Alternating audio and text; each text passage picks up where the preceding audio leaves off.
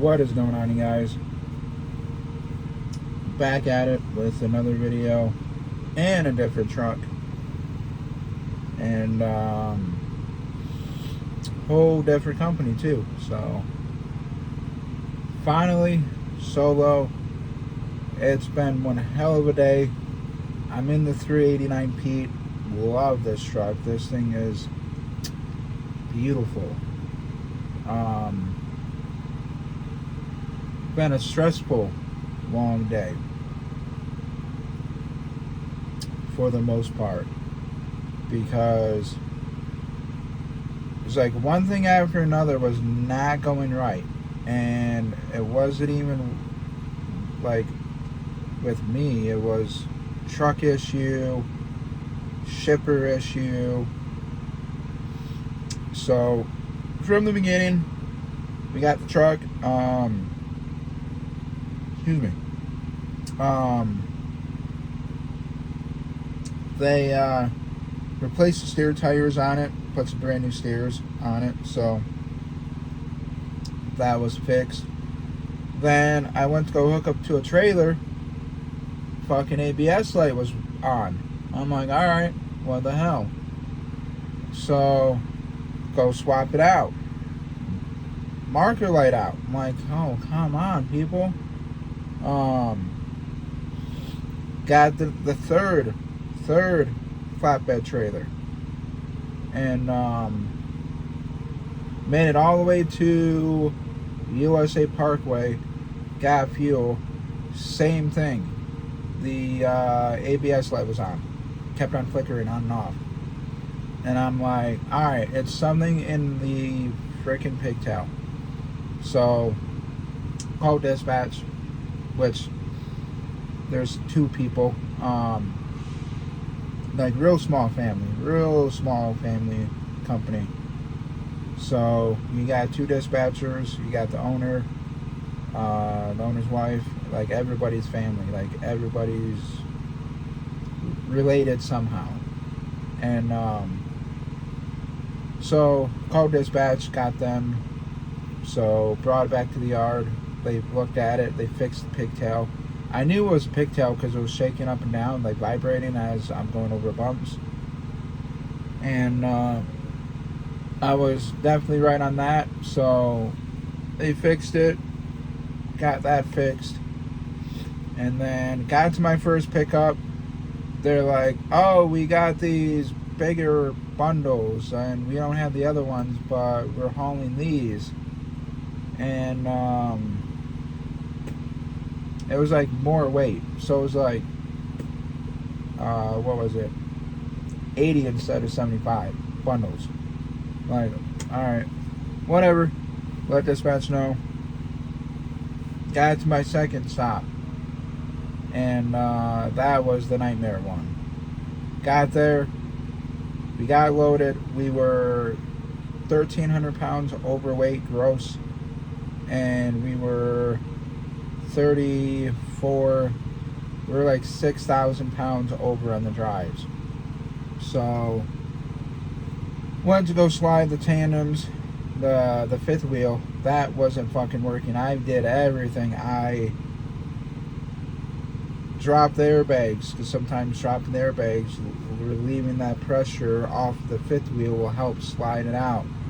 I did that. I spent 15 fucking minutes trying to figure it out. And thankfully, this is what I mean about everybody's really nice and cool here. The actual owner was like, alright, I'll be up there in 10 minutes. Literally, within like 15 minutes, he was there. And I guess there was like a rock or some shit in there that was not preventing it from coming loose. One side was coming, but the other wasn't. So we got that fixed, all that shit. And went back, had them take one pallet off. So they took one pallet, and then took one pallet off, took two from the front, put it to the back. So basically it was double, single, double all the way down to the last, which was a double. and I was 34.5 on the trailer, so I was like under 35,000. And I'm like, all right, that works, because I guess you can be 40,000 on spread axles. So, because if not, it would have been a shit show. Because then I would have to go back to the yard. They would have to use their forklift, switch shit around again, and but we got it. We're up here in 76 truck stop, little mom and pop, right off the 80 at the 145 exit. So my whole goal today was to get loaded, get down like 2 hours away from Santa Maria, and get down there tonight, which it's now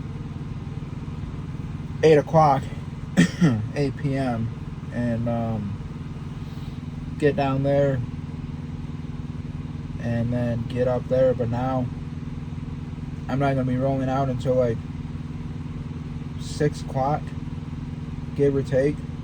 Yeah, about 6. Yeah, right about 6 o'clock. And gonna be there 6, 7, 8, 9. About 2 o'clock. So it's just straight up, just dumb bullshit that you're literally gonna have to deal with out here as a driver. So yeah, so I'm gonna inform dispatch in the morning when I wake up, be like, hey, ETA is about 2 o'clock. I'm thinking it's going to be a little before then, because that's 8 hours. I'm thinking like around 12 to 1 I might be there, but the latest, it's going to be right about 2 o'clock.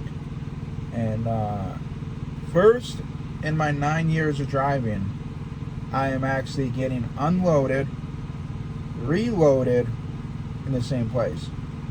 Not like a drop and hook. I mean actually unloading me, reloading me, going right back to Reno. So it is definitely nice, you know, home every other night, depending on where the freight is. So they're slow going down, you know, spend the night, go back up, take a 10 or whatever, spend the night at the house, and then get up. And then if I go to Sac and back, so if I go down to Sac and back, then I will be, you know, home every night. So plus the weekend's off, so I can't beat that. And I think it's an ungoverned truck. I got about 70 on here. I think it goes 75. I'm not quite sure. I think it goes 75. Other than that, that's about it. So as you can see, you got the good old, you know, 389 style look of the Pete, which is amazing. And then the whole interior of it, phenomenal. And they did a wash on it, which I actually gotta clean the windshield. It's a little dirty. I'll probably clean that in the morning. I am not used to how short this is, because even being short, I hit my head like up here, and I've hit my fucking head on this like twice already. Earlier when I went to go in the back real quick and whatnot. So yeah, hit my head twice on the roof. This little roof up here definitely hurts. Hopefully I don't do it again, but probably gonna end up doing it again. So other than that, I'm liking it, loving the company. It is a 13 speed. Fortunately, not an 18 speed like the other one I was in with the Cat. This has a Cummins in it, and it's got a CB radio, but I don't think it works.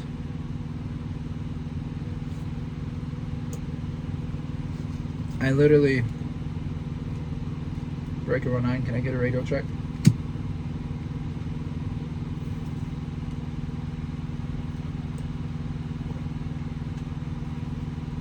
Breaker 19, radio check. I don't think it works. It's working. I gotta tune it. That's what I'm thinking. Breaker 19. So that, or nobody has a CB anymore. Fortunately, what are you gonna do on that? But yeah, lights everywhere. Like, look how much more brighter it is in here. Like, just off of that light up there. So, radio is pretty good on it and whatnot. So, but yeah, it's about how my day's gone. Shy of 800 calories. About average 150 beats per minute, and I did right about 20,000 steps. I did about 9 freaking miles of walking around the truck, just back and forth, back and forth. Eventually I'm going to get a rhythm, and hopefully get, as the more I do it, get better and all that stuff. So, but yeah, like I said, it's been 3 weeks now, finally on my own. I'm loving it. I'm checking my load probably about every hour, especially with being not comfortable with, you know, flatbed, because we all hear the stories where shit falls off, and my shit's tight. So I'll be, you know, every hour to probably hour and a half be checking it. But it definitely is a pain in the ass to maneuver this. I'm still getting used to trying to, I gotta swing wider than I'm normally used to doing. So